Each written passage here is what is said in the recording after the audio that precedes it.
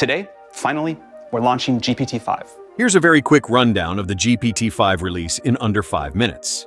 GPT-5 is a major upgrade over GPT-4 and a significant step along our path to AGI.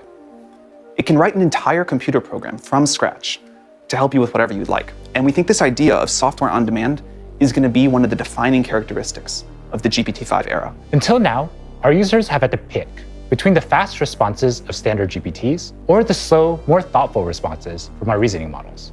But GPT-5, it eliminates this choice. It aims to think just the perfect amount to give you the perfect answer. GPT-5 is available to all users, free and paid. Pro users get unlimited GPT-5 and GPT-5 Pro, which includes extended thinking. Free ChatGPT users can send up to 10 messages every 5 hours with the standard GPT-5 model, and 1 deep thinking message per day. After that, users get unlimited GPT-5 Mini messages per day.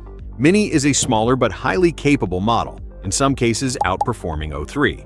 GPT-5 can simulate a physics model and an interactive demo that demonstrates the Bernoulli effect. Create a full-featured serverless web app for gamified French learning while tracking user progress. Create a 3D single-player video game based on surprisingly small prompts. Even the NPCs have their own interactive chatbots built into them. It is important to mention, though, you do have to set up your own JavaScript server yourself here. This person made a driving game that works within the GPT Canvas. No need to spin up a runtime environment. Not everything is compatible with the in-app Canvas feature. There are many instances where it will tell you that the game should be ran on your own JavaScript environment, rather than within the Canvas renderer.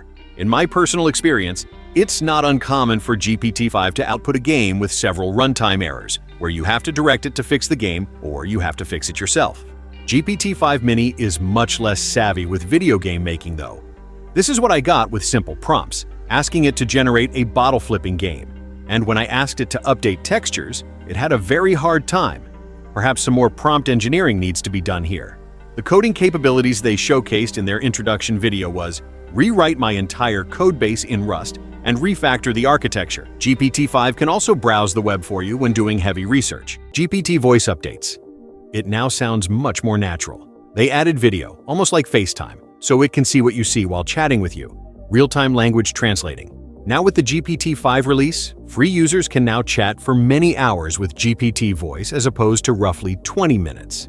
GPT Voice is now available in custom GPTs. Is GPT-5 a new model? Or is it just a selector that chooses between existing models? GPT-5 is in fact a new model, but it also contains a router that routes to variants of GPT-5. These variants each emulate the strengths of already existing models. It does not route to existing models. This is what free and paid users were greeted with on the first day of the release. As a free user, looking at the selector, you get ChatGPT or ChatGPT+. This uses GPT-5 and GPT-5 Mini. Free users can no longer access older models.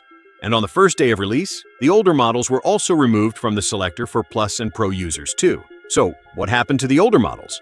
This lack of choice leads us to the controversies. OpenAI basically deleted all of their previous models from free and paid users without any warning whatsoever. There was an uproar across Reddit and social media, where people started complaining and sharing their grievances.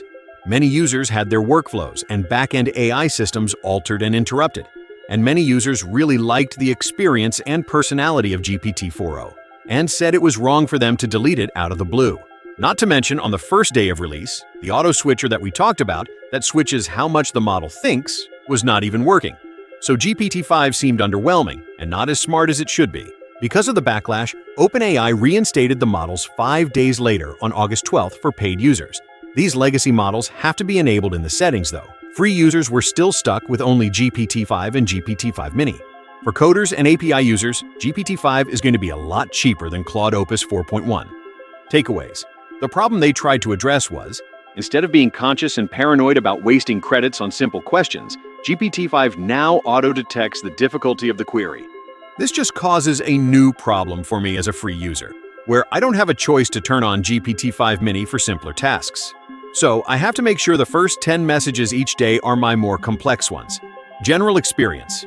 If you tell it to think harder or do research about a question, it will do exactly that.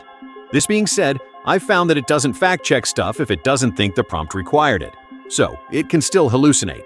People are saying it is less of a yes man and has less personality. I guess the best way to test it is to try it out yourself. Most people are still generally underwhelmed with GPT-5, but what do you guys think?